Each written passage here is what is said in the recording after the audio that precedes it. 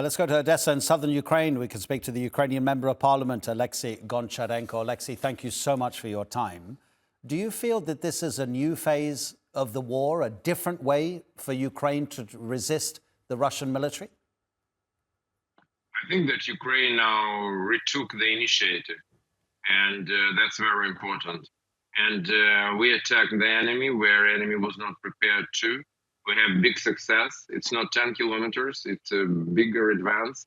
Now Ukraine control, from different estimations, 200, 300 square kilometers of Russian territory, which is unique. It's for the first time from the Second World War, from 1944, when internationally recognized territory of Russia is occupied. Is there also a hope maybe that Russian citizens will begin to think more about the dangers of the war in a different way, to show them that they are also vulnerable, to have them think that maybe the Kremlin should think about ending this war? Absolutely, and still Russian citizens do not feel the war, that the war will never finish. And that's important, that Russians should realize what is the war. That it's not only Ukrainian villages and towns and cities will be burned down, but also Russian villages, towns and cities will be burned down to rubble. I think that's the only way to stop Russia. We don't want this war. We want this war to finish today, yesterday. It never happened. But Putin continues this war. In this case, we need to do everything we can to fight back.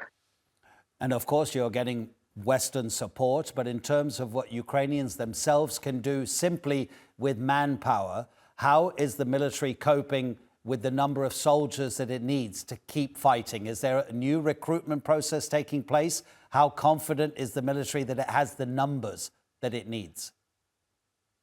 I'm not a military person and I'm not authorized to comment this, but I can tell you, you see that we have results. Ukraine is much smaller than Russia. Ukrainian population is much smaller than Russian, but still we succeeded to liberate big part of our territories, which were occupied by Russians from the beginning of invasion. And now, as you see, we can attack Russia on their own territory and occupy their own territories. It shows that Ukrainian army is very capable, very professional, and really strong. Yes, fair, absolutely fair for you to point out that you're not a military man, but you're in Odessa, Oleksiy. Can you tell us what it's like in the city in the past few days, few weeks, and speaking to people? This used to be a location that was so regularly targeted, quite clearly, the Russians trying to destroy the port capacity of Odessa as well. Yeah, Odessa is a very important city, the biggest city on the Black Sea shore. The biggest. It's not just in Ukraine, but the second biggest city is Turkish Samsun on Black Sea. So Odessa is the capital of the Black Sea. Putin tried to attack it, first by land to occupy. He failed. Then he tried to destroy the city, but also he failed. Spring was quite difficult. Last months are better. We have more air defense now. Also, Ukraine almost every week or at least every month is destroying several Russian military ships in the Black Sea.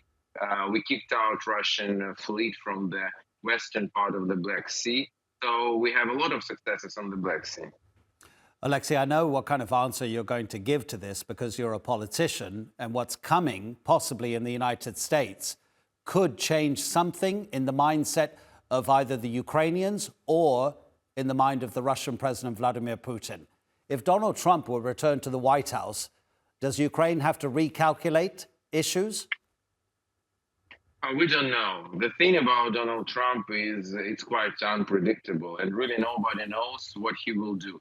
But I think that Donald Trump will act in the best, if he will be elected, and Donald Trump or Kamala Harris, they would act in the best interest of American people. And the best interest of American people is to help Ukraine to protect our common values, democracy, rule of law, to protect international law. And already billions of dollars of American taxpayers should not just disappear, and they should give a result. And Russia is the second biggest rival of the United States after China. And I'm sure that both Trump and Harris will make their politics taking as a basis this thing. And in terms of relationships with the West, we have also Ukraine's desire to be a member of the EU, NATO saying that it's only a matter of time before your country becomes a member of the world's biggest military alliance. Has it shifted the focus even more for the people of Ukraine, including those in the East who are the Russian speakers, that actually they understand where their future lies when they look ahead to the lives of their grandchildren? That more people are thinking our alliance should be with the West rather than anywhere else. Yeah, there is no doubt in this. Odessa, southern Ukraine, is mostly Russian speaking. Me personally, in my childhood, my first language was Russian. And but definitely I'm free in Ukrainian, but my first language was Russian. And it doesn't mean anything. We are Ukrainian patriots. We want to see our country a member of Europe. We want to see our country a member of NATO. And we don't want to be part of Russian Empire. This is the last empire in Eurasia, and this empire will disappear soon. I don't know, in 1 year, in 10 years, or in 15 years, but it will definitely happen. That's a historical process. It's irreversible. Oleksiy Goncharenko, again, thank you so much for your time. Take care.